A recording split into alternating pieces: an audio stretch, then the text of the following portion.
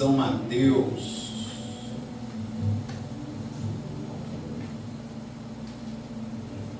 Grande Levi. Amém? Amém. Esse evangelho, querido, ele é considerado um evangelho acadêmico. Mateus escreve para os judeus, assim como Marcos para os romanos. Por que ele é considerado acadêmico? Porque nos ensina. Ele traz importantes lições acerca do que Jesus realizou. É um evangelho sinótico, porque traz a vivência também de Cristo, semelhante ao que Marcos e Lucas escrevem. Mateus, sendo um testemunho ocular de Jesus, escreve com propriedade tudo que o nosso amado Jesus realizou. Mas ele escreve do que ele ouviu, do que ele aprendeu, dos milagres, dos sinais, dos prodígios, das maravilhas, da libertação dos cativos, né? Jesus libertou muito cativo. Mas havia um propósito em tudo isso. Quando eu falo de propósito, eu falo de improvável também, né? Quando a gente acredita que o que nos garante o reino do céu não são as nossas declarações, é uma grande mentira isso. Sua oração movimenta o céu? Ou ela é vazia? Se movimentasse o céu, você não estava vivendo, você está vivendo hoje. São lições que a gente traz para a nossa realidade, né? Mas eu quero dizer para vocês que Mateus, quando declara sobre esse cenário que nós vamos ver hoje, ele declara no ano de 70 depois de Cristo, objetivando uma transformação de tudo que tem chegado até nós. Vamos lá. Capítulo 4, acompanha comigo.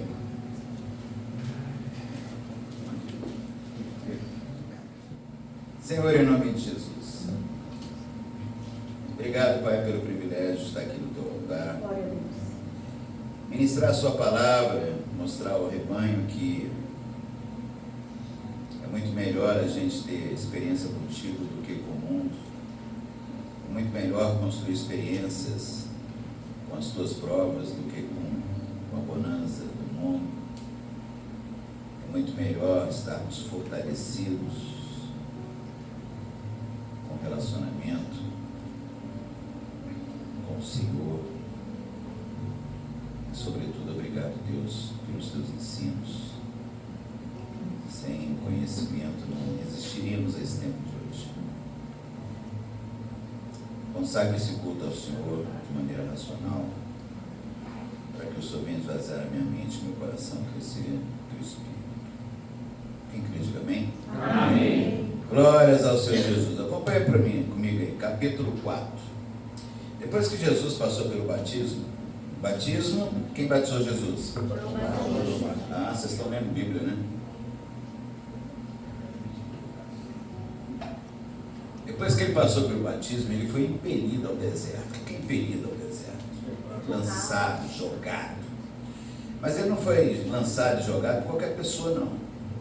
Não é bagunçado assim, não. O anjo foi ele e impeliu ele ao deserto. Se foi o anjo, ele veio da parte de quem? De Deus. Quando Deus nos escolhe, ele nos escolhe com um propósito dentro do que ele pode extrair de nós. Deus, ele conhece o nosso coração e ele sabe o que ele vai extrair de cada um. Por isso que não existe um padrão. Cada um tem o seu dom, o seu talento, e a gente tem que respeitar isso e mostrar para a pessoa que ela pode usar isso para servir o bem. Amém? Então veja só. Quando Jesus passou por uma tentação, eu disse uma, nesse cenário são 3. Jesus, ele não tomou uma decisão de imediato. Então, essa experiência que Jesus teve, quando ele parou, pensou, antes de tomar uma decisão, ele traz o entendimento que nós não podemos tomar decisões de maneira emocionais. Não no calor da decepção e nem no calor da prova. Eu acredito que todos aqui passam por dificuldades e situações que você não vê resposta, não vê resultados. Aí você pega e fala o seguinte: meu Deus, será que ainda tem alguma coisa para acontecer? Aí o Senhor vem e te surpreende. Ele agrava mais a situação para te mostrar o seguinte: claro que tem. Seu coração está batendo, enquanto ele bater vai haver provas e tentações. E aí eu pergunto para a congregação: vocês estão prontos para viver o sobrenatural de Deus? Porque o sobrenatural não são coisas materiais, pode até vir. Deus é Deus, ele muda tudo. Mas o sobrenatural de Deus é você se transformar. Pegar a pessoa que você é hoje e ele fazer de você o que ele quer que você seja. E você acreditar: não, Deus não está nisso. Não é isso. Eu não vou mudar meu jeito de ser, eu não vou mudar minha maneira de pensar, eu não quero. Eu sou assim. As pessoas me conheceram assim e eu vou estar assim, vou continuar assim. Eu sou sempre assim. Gabriel. Mas vou dar um bolinho só para vocês.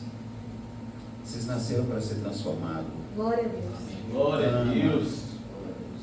Quando nós nascemos, na verdade a nossa vida começa no útero, né? E quando nós nascemos, nós começamos a morrer. Uma matemática estranha, né?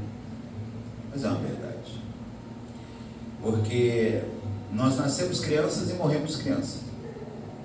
Um curso natural. Se fosse pelas nossas escolhas, nós interromperíamos isso, se Deus assim permitir. Um acidente, uma enfermidade, enfim. Mas naturalmente a gente vai envelhecendo e a velhice é cruel porque a gente traz sobre o nosso corpo a cicatriz, as marcas, e a nossa mente já não é mais a mente como de um jovem, e a gente começa a passar por um período de carência muito grande e exigir mais atenção das pessoas, só que as pessoas não entendem isso, e aí os anos vêm acrescentando, e aí a gente vem se tornando cada vez mais dependente de filhos, pessoas, e se nós não educamos os filhos a cuidar de nós na velhice, nós vamos sofrer numa casa dessa aí de idoso. Mas por que eu estou contextualizando isso? Antes de entrar na palavra, porque as nossas experiências é uma grande construção. Nós não sonhamos em construir uma casa fantástica dos sonhos, ou então ter um apartamento onde a gente pode reformar e que seja assim aquilo que agrada o meu coração, e eu fico tão feliz, seguro, estabilizado ali, porque eu realizei aquilo. Sonhos. E esses sonhos a gente luta para que sejam realizados, mas são todos eles materiais. Você não sonha um sonho com Deus. Você não dá a sua vida para ter uma vida com Deus. Você não trabalha para se aproximar mais de Deus. Você não gera recursos para fazer mais a obra do Senhor. Tudo que nós fazemos é para nós mesmos. Nós somos um extremista, egoísta, egocentrista. E acreditamos que tudo que nós estamos fazendo está dentro do que Deus planejou para a minha vida. Eu afirmo para vocês, queridos, que se o que você está realizando não estiver escrito, você está na contramão de Deus. E aqui nessas 3 tentações desse cenário, nós vamos aprender uma coisa. Eu não quero que vocês levem a sua mente, a sua intenção do entendimento nesse ensino para o que o diabo estava oferecendo, mas eu quero que você entenda as escolhas de Cristo, o que ele escolheu, o que ele decidiu para a vida dele, porque nós estamos decidindo coisas que não nos unem a Deus, nos unem a coisas passageiras, não são eternas.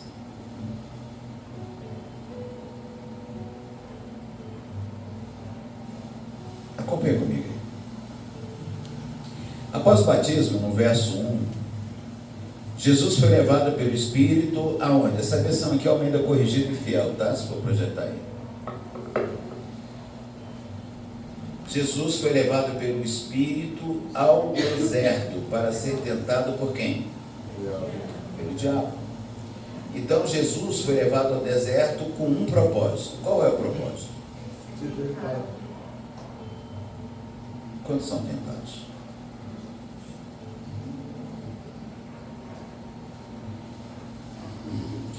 Eu poderia parar a ministração aqui.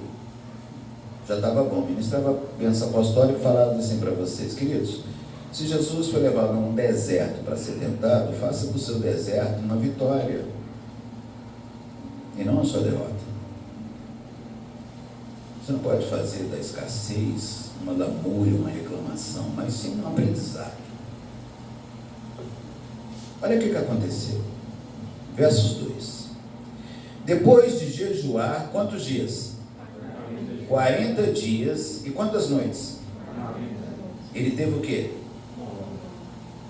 Ele jejuou 24 horas, dentro do nosso calendário.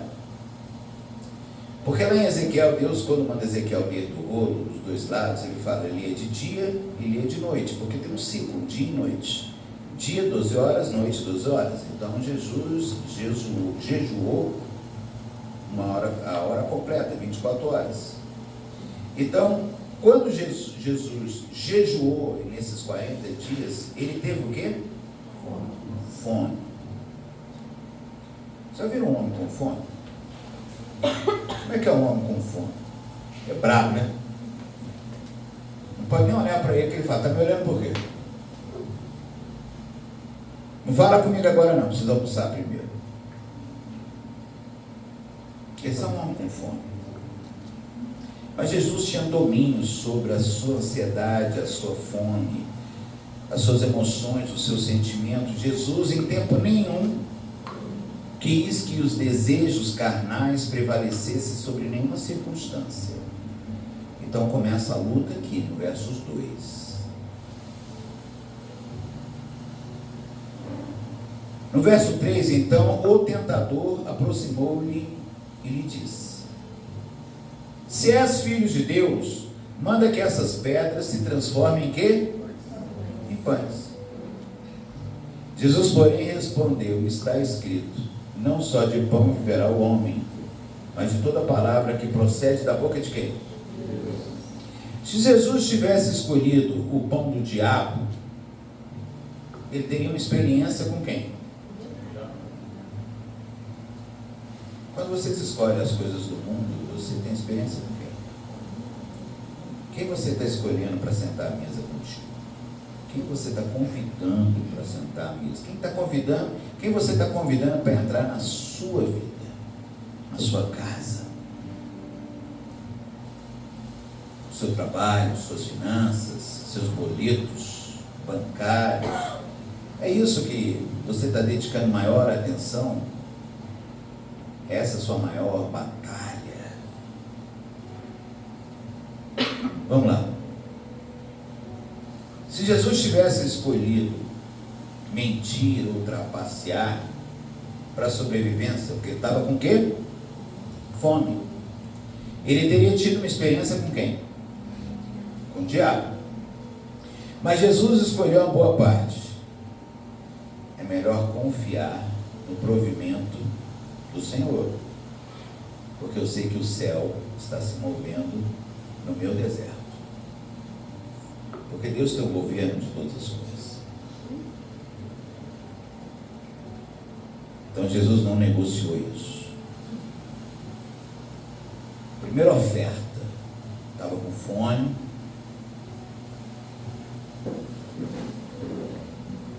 Ofereceram pão através de uma transformação. Jesus entendeu que essa transformação não poderia ser do pão, mas sim dos desejos da carne para a santificação do reino. Porque havia uma guerra, havia uma luta, havia um deserto a ser vencido. Porque Jesus foi impelido lá com um propósito. Amém, amados? Amém. Então, no verso 5, o diabo levou a cidade santa e colocou sobre o pináculo do templo, ou seja, a parte mais alta, e lhe disse: se és filho de Deus, atira-te abaixo, porque está escrito: aos seus anjos ordenará a teu respeito que te guarde, e eles te sustentarão nas suas mãos, para não tropeçares em alguma pedra. Então Jesus respondeu: também está escrito: não tentarás o Senhor o teu Deus. Queridos, nessa oferta do diabo de levar Jesus na parte mais alta do templo e mandando ele se atirar, e ele usando as escrituras sagradas, dizendo que aos anjos ordenará a teu respeito que te guarde, e eles te sustentarão nas suas mãos para não tropeçares em alguma pedra. O diabo, ele usa a palavra de Deus como pretexto para alcançar o objetivo dele. O cristão usa a palavra de Deus para contextualizar a sua vitória. Se você não tem o hábito de orar, de ler a Bíblia, você não vai ter conhecimento. Você não vai desenvolver nunca um relacionamento com Deus. É impossível você conhecer alguém se antes estudar esse alguém. Quando nós nos apaixonamos, a gente quer saber o que a pessoa gosta, deixa de gostar. Eu quero agradar essa pessoa. Não é assim, Kézia? Você fez isso com a Abel? Tem que cortar isso da gravação, hein, Abel? Você fez isso com a Abel? Amém, né, querido? Eu fiz isso com a Flávia, eu estudei a Flávia. É porque, assim, eu tenho consciência que eu sou feinho, né? E uma mulher linda dessa, eu falei: meu Deus, eu preciso surpreender ela, né? Eu vou usar um jargão do Bispo Bruno: me surpreenda. Eu surpreendi a minha Liminha com conhecimento e ganhei ela pela cozinha, porque eu falei: a cozinha é minha, a mulher odeia a cozinha.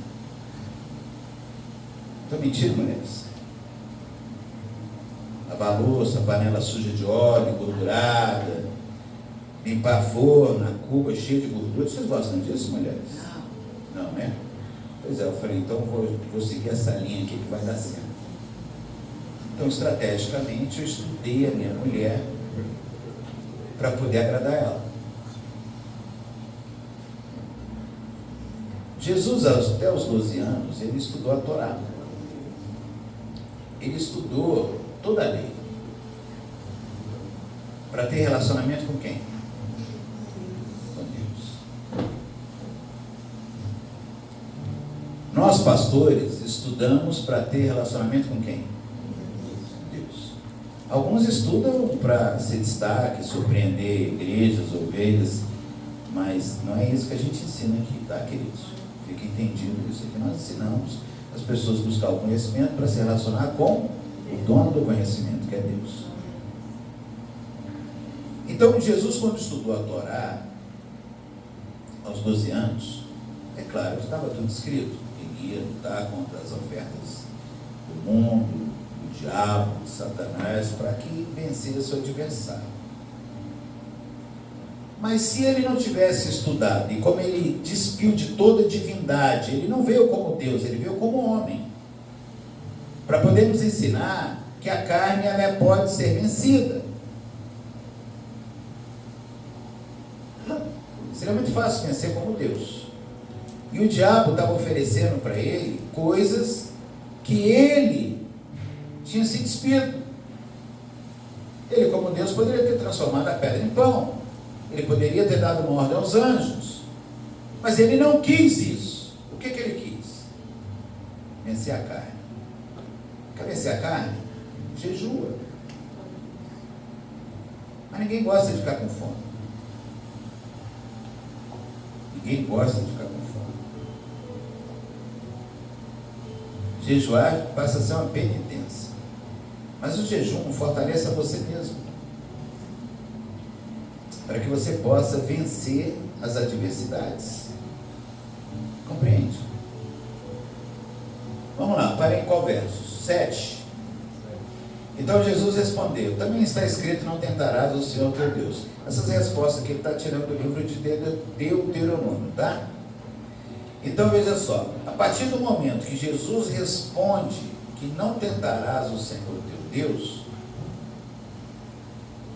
então o diabo levou ainda a um monte muito alto, mostrou-lhe todos os reinos do mundo, mostrou toda a glória dele, e lhe diz: tudo isso te darei se prostrado me adorares. Então Jesus lhe ordenou: retira-te, Satanás, porque está escrito: ao Senhor teu Deus adorarás, e só a ele darás culto. Bom, essa adoração é uma experiência.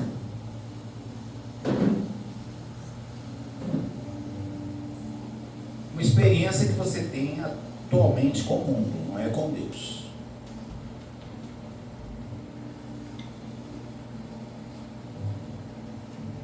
O dia tem quantas horas? Não, queridos, presta atenção, volta para o culto. O dia tem quantas horas? 12. Eu falei isso, o dia tem 12 horas, por que vocês estão falando 24? Não se distraia não, perdido. Então veja só, se o dia tem 12 horas, nessas 12 horas do dia, você dedica quantas horas ao conhecimento acerca daquele que você aceitou como único e suficiente Salvador? Quantas horas você se dedica de 12? 5 minutos? 10, 15? Meia hora? Uma hora? Difícil, né? Tudo bem, agora vamos lá. Na noite, quantas horas você se dedica das 12 horas da noite àquele que você aceitou como seu Salvador? Você está tendo experiência com aquilo que você está se relacionando. O seu relacionamento atualmente é com o que a sua consciência está te trazendo aqui agora. Eu não posso afirmar que é o mundo que está te consumindo. Eu não posso afirmar que são suas preocupações que estão prevalecendo. Eu não posso afirmar que são suas contas a serem pagas que está tirando a sua paz. Mas cada um sabe o que está sobre a sua vida. Dentro do que você hoje vive na sua realidade, o que você está priorizando? Você acorda cedo para ler a Bíblia ou para ir para o trabalho? Porque se acordar cedo e ler um versículo bíblico e passar para os grupos do WhatsApp, aquele versículo como se você fosse um leitor da palavra, deixa de ser mentiroso, deixa de ser hipócrita. Porque se você for fazer um estudo daquele versículo, você vai levar mais de um mês. Dá um Ctrl+C, Ctrl+V, sem botar ali um contexto do que você está postando, você não vai alcançar ninguém. Se aquele versículo falou o seu coração, diga aonde na sua vida falou o seu coração. Aí você vai trazer entendimento que você de fato estudou aquilo. Aí pega um versículo assim: nossa gente, meu dia hoje vai ser cheio de bênção. Opa! Vou postar aqui porque todo mundo precisa ver essa bênção. Quero profetizar bênção na vida de todo mundo.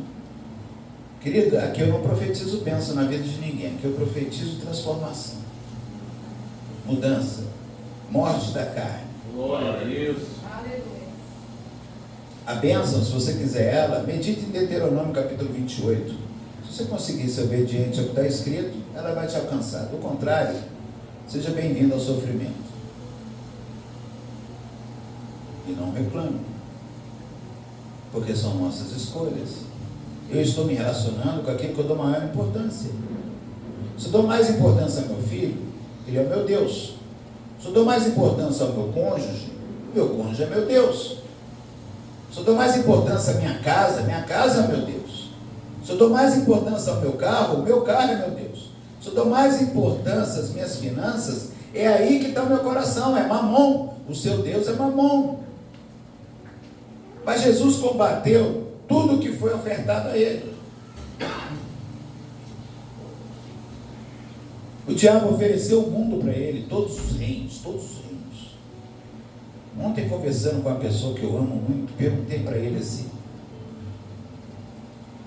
se alguém te oferecesse uma vida tudo paga, 0,800 em Dubai, lugar que não tem imposto, não tem nada, e você tivesse uma renda assim que você pudesse realizar todos os seus sonhos, sem dificuldade, mas você teria que, não precisa abrir mão do seu Deus, mas adorar um Deus estranho, diferente de Jesus Cristo, você iria e adoraria? Você não está abrindo mão de Jesus, hein? Sabe o jeitinho? Você iria? Sim ou não? Fala, gente, a igreja é pequena. Não? Duvido. Sim, senhor. Claro que ia. Deus conhece o coração do homem. Quem é que não quer uma vida confortável? Quem é que não quer uma vida sem dificuldades? Uma vida que você pensou e acontece. Porque se hoje você está trabalhando para ter essa vida, sofrendo no seu trabalho como escravo para ter essa vida, é claro que você queria ter essa vida. Você negocia Deus. Você negocia o seu relacionamento com Cristo. Olha para dentro da sua semana e veja se Cristo é o centro. Se Cristo não estiver sendo o centro da sua semana, está aí a resposta. Se vê uma adversidade e você fica chateado ou preocupado, está aí a sua resposta. Ontem eu tomei uma decisão muito difícil. E se Deus não estiver comigo, eu espero que a minha família esteja forte. Porque a minha decisão compromete todos eles. A segurança deles. Material, tá? Mas eu optei por Deus. Eu optei pelo certo. Não vou fazer errado, não vou dar um jeitinho. Eu fui ministrado nessa palavra. Deus, Jesus não deu um jeitinho para comer do pão. Jesus não deu um jeitinho para poder ter todos os reinos. Ele teve todos os reinos porque ele negou a proposta do diabo.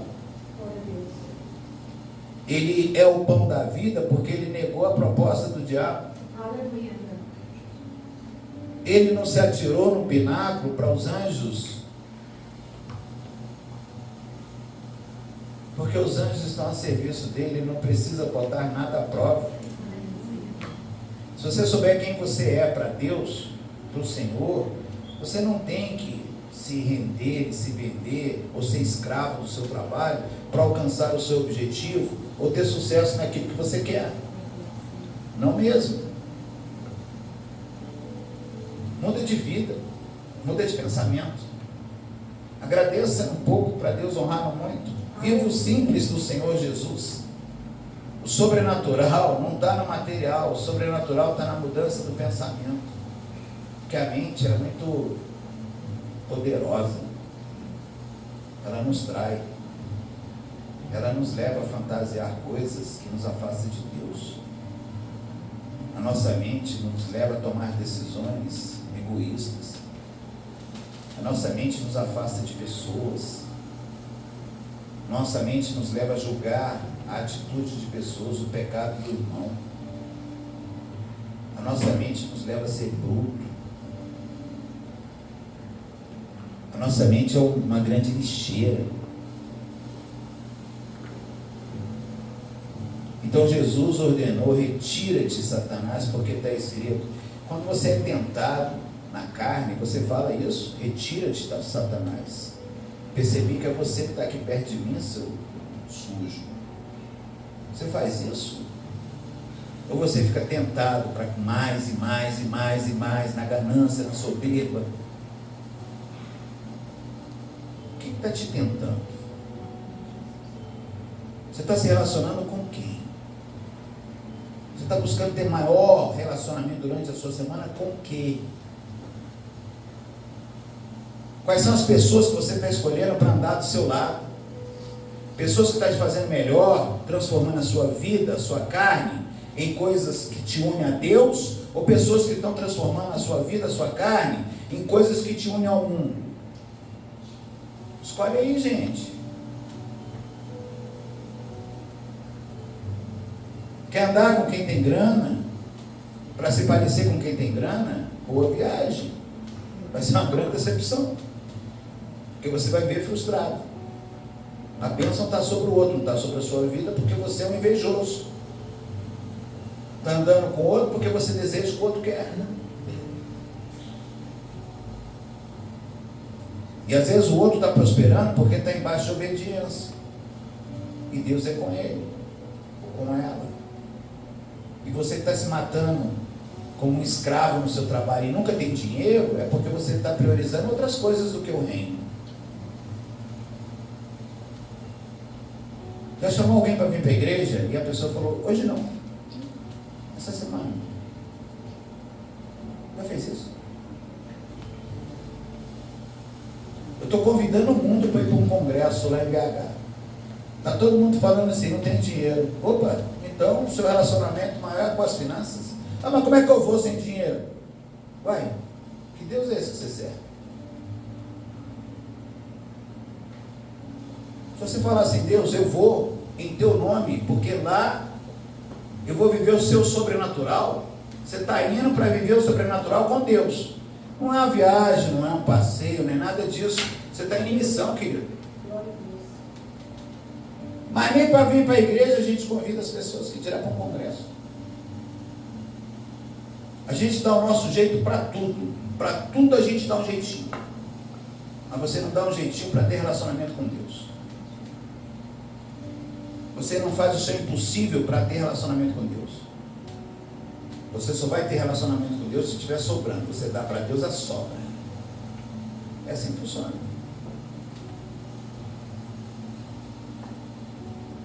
Se eu tenho condição, eu busco a Deus. Se eu não tenho condição, eu não vou buscar a Deus.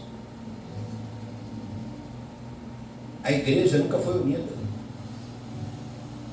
Desde os primórdios nunca foi unida. A luta é para unir a igreja. Mas a igreja é desunida. A igreja não está preocupada com o irmão, não. A igreja está preocupada com o seu umbigo, com a sua necessidade. Cada um buscando resolver a sua vida, os seus problemas. Mas ninguém deixa de comer para ajudar o irmão. Não, primeiro eu mato a minha fome.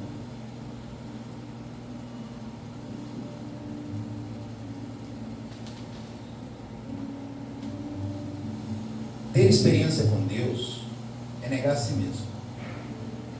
É tomar minha peleja. E eu ir sempre atrás de Cristo, porque Ele tem muito a me ensinar. É quando eu acho que eu estou fazendo certo, do ponto de vista da minha perspectiva, eu estou vivendo uma grande mentira e fazendo errado. Mas tem como mudar isso.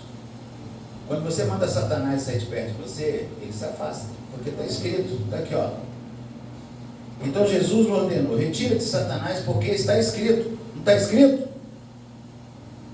Ao Senhor teu Deus adorarás, e só a Ele darás culto. Você tem que adorar somente a Deus. Não é o seu emprego, não é o seu trabalho, não é o seu carro, não é a sua roupa, não é seu cônjuge, não é o seu filho. Não põe essas coisas à frente de Deus. Aleluia. Porque senão você perde o temor de Deus.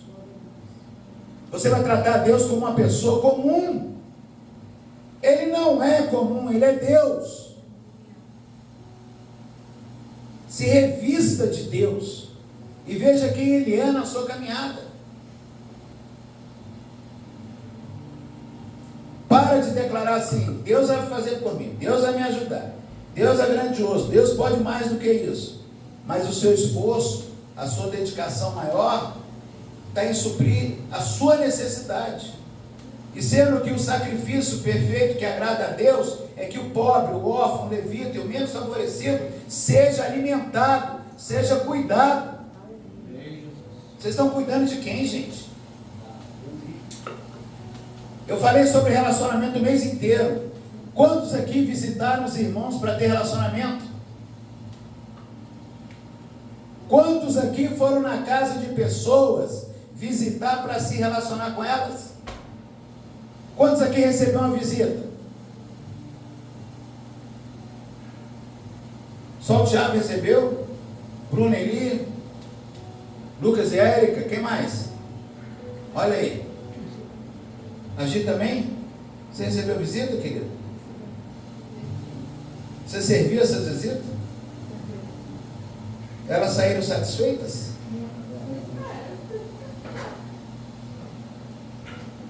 Você sabe quantas visitas eu recebi? Um monte. Mas daqui da congregação, um casal, uma família. Estranhos me servem mais do que os domésticos na fé.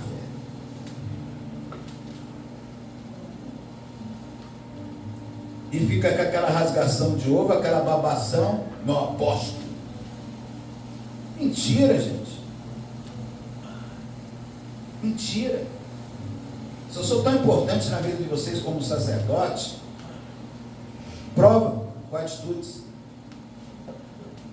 Mostra quem de fato eu represento na vida de vocês. Isso é relacionamento.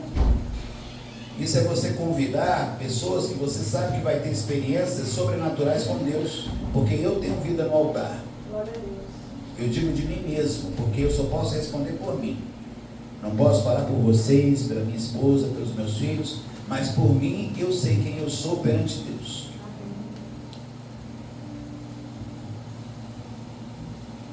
E não é exaltação, é testemunho. Falei sobre intimidade o mês inteiro. Os caras têm intimidade com o quê? Falei sobre o conhecimento. Os estudos bíblicos, vem 3, 4 pessoas numa igreja que tem 30, 40 membros. Congregação pequena era para ser muito mais transformado do que uma congregação grande. Mas vai ver porque eu não estou profetizando prosperidade aqui. Vai ver que é isso. Talvez se viesse aqui no estudo e eu falasse assim, veja um carro novo na sua vida. Opa, vou lá naquela igreja lá que Deus está falando na terra. Ué, por quê? Porque foi profetizar, você vai ter um carro novo? Então Deus fala na terra. Então se a pessoa falar o seguinte, leia mais a palavra de Deus, para ser transformado pela palavra, para se ter relacionamento mais íntimo com Deus, e você adquirir experiências sobrenaturais com Ele, quem é que vem? Se vai exigir renúncia, sacrifício, desprendimento, disposição, ninguém quer isso não. É uma luta para trazer a consciência. As pessoas escolhem um culto para vir, ou às vezes na quarta, ou às vezes no domingo, como se estivesse prestando conta para o homem, porque para Deus não. Deus não. Esse cultinho que vocês estão prestando aí, não é isso que Deus deseja não. Deus quer o seu coração, Deus quer o seu completo, o todo. Deus não divide a glória dele com ninguém.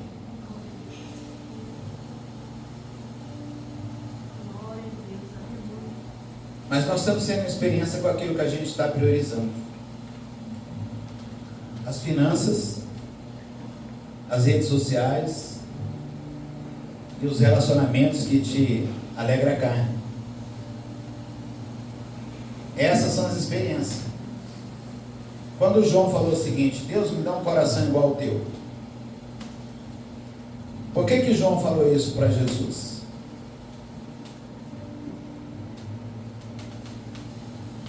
O que é que tem um coração igual ao do Senhor? Se te traíram, ame com todo o seu entendimento. Se te maldizeram, se perseguiram, ore por esses. Está escrito.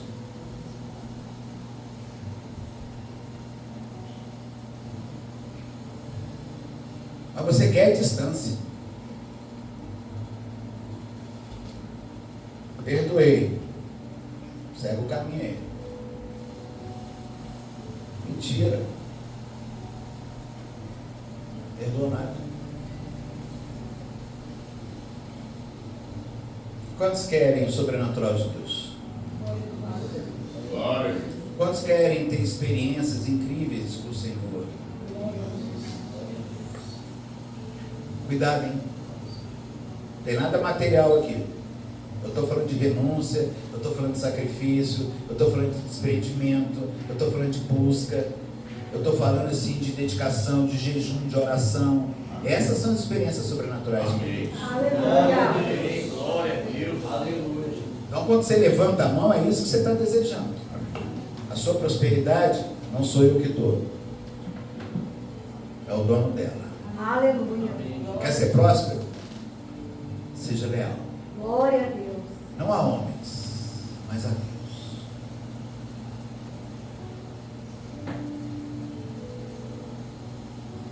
Semana que vem é Santa Ceia. Aleluia. Eu vou finalizar com um convite. Não é um desafio, porque a gente não pode desafiar nada e ninguém, né? Eu já usei essa expressão muitas vezes. Vou desafiar vocês aí a algo sobrenatural. Parecer a ministração coach. Deixa eu falar para vocês. Eu vou fazer um convite para vocês. A semana tem 7 dias. Diga amém. Amém. E nesses 7 dias temos 12 horas do dia e 12 horas da noite. Digam amém. Amém. Só se você concordar com o que eu estou falando, diga amém. Ok, queridos? Então vamos lá. São 7 dias a perfeição de Deus, 7ª aliança de Jesus Cristo. Vou fazer por Cristo, em Cristo, para Ele, para a honra e glória dele. 7 dias, ok? Alguma dúvida até aqui? Nenhum. De dia e de noite. Deus me deu o dia, mas também me deu a noite. Para que eu pudesse viver as 12 horas de cada uma. Assim, dentro do nosso calendário. Tá? Lá no Oriente é diferente essa questão de horas. Agora, nesses 7 dias, 12 horas de dia e 12 horas de noite, eu vou convidar vocês a conhecer pessoas e praticar a Bíblia com atitudes. Olha, eu não estou chamando vocês para estudar o livro. Não. Eu estou ensinando vocês a viver o livro. Já que vocês não querem ler, estudar, não querem dedicar tempo, eu estou ensinando vocês com atitude praticar o que está escrito. Eu já li. Ok? Então vamos lá. Será que em 12 horas do dia eu consigo visitar alguém? Em 12 horas da noite eu consigo visitar alguém? Então são 2 pessoas por dia, 14 pessoas na semana. Consegue? Não? E se isso dependesse da sua salvação? Eita Deus. Aí você conseguiria. Olha o tamanho da hipocrisia. Estou mentindo? Eu estou trazendo uma verdade, uma realidade, para que vocês sejam transformados, para que vocês sejam alcançados e tenham experiências diferentes da qual vocês escolheram ter. Jesus visitou muito mais que 2 pessoas por dia. Eu pedi 1 pessoa por dia para falar do amor dele. E ele tem me dado muito mais do que 5, 10 pessoas por dia. Eu, esse careca aqui, ó. E quando eu não vou, Deus manda lá para casa. Olha que lindo. É porque eu decidi por Cristo. Glória a Deus. A minha vida é Cristo. Eu vivo Cristo. Sou perfeito? Nunca serei. Eu sou o que Deus quer que eu seja? Talvez. Mas na minha cabeça não. Mas eu não sei o meu coração para ele se tá bom. Mas uma coisa é certa, ele tem me usado. Agora Deus tem te usado. Como? Aí essa pessoa que eu amo muito, conversando com ela sobre Dubai, lembra que eu falei de Dubai? Para envergonhar a igreja? A gente conversou outras coisas.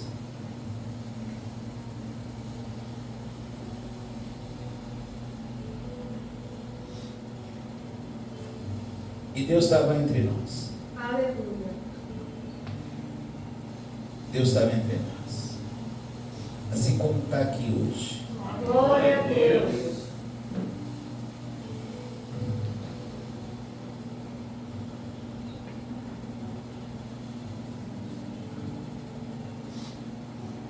Não vão lá para casa antes das 9. Eu vou estar dormindo. Pode chegar depois da meia-noite, 2, 3, 4, 5 horas da noite, porque eu estou acordado. Minha mulher vai estar dormindo, vocês não vão ter atenção dela. Mas eu recebo vocês.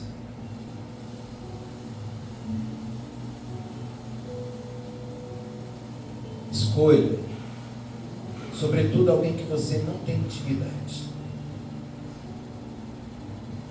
Porque fica fácil quem você ama, né? Quero visitar que estou com saudade de fulano. Não, vai visitar quem você não ama, quem você não quer perto, quem você odeia. Para quebrar o mal que está sobre a sua vida. E você ser liberto de todo sentimento que te escraviza. Eu estou te convidando a fazer isso. Conhecer mais sobre as pessoas, as fraquezas, as fragilidades, os defeitos, para que você possa ajudar essas pessoas. Conhecimento. Eu estou convidando para você ter relacionamento com essas pessoas, porque você tem muito o que acrescentar na vida delas. Não é se afastar. Eu estou convidando você a ter intimidade com essas pessoas, falar lá algo da sua vida para poder alcançar o coração dessa pessoa, ouvir algo da vida dela para que você possa orientar essa pessoa. Intimidade. Mas quando eu falo de experiência, é que você vai viver algo, que você vai sair do seu mundinho, da sua rotina, e você vai perceber uma coisa: a vida fora dos meus planos. Há muito mais coisa a ser feita para o reino do que eu tenho feito para mim. Eu quero fazer por Cristo, porque são 7 dias e Ele é a 7ª aliança. Jesus foi para a cruz no meu lugar. Ele se propiciou da minha iniquidade.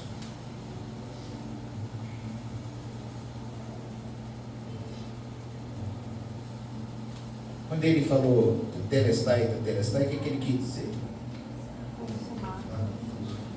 Está consumado? O quê? O que está consumado? Está vendo? Você nem sabe o que está consumado. O que está consumado? Fala comigo, gente. Está consumado o que Isaías falou lá atrás, que viria o Redentor, viria aquele que transformaria a sua mente, o seu coração. Está consumado porque Deus enviou o segundo elemento da Trindade para nos ensinar. Está consumada a promessa. Está consumada a salvação. Ninguém mais foi para a cruz no seu lugar. Ninguém mais teve maior relacionamento, intimidade. Ninguém mais te conhece melhor.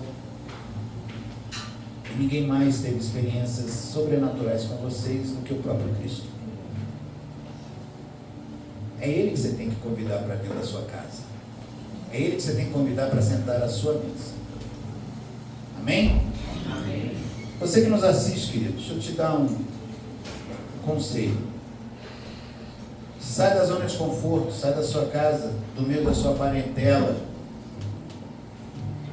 e tenha experiências diferentes, vindo até uma congregação. Não precisa ser essa aqui não, uma congregação para ouvir acerca de Jesus, para que você seja alcançado e a sua vida seja transformada. Que Deus te abençoe, que o Espírito Santo te visite e te faça melhor como cristão, em nome de Jesus. Igreja,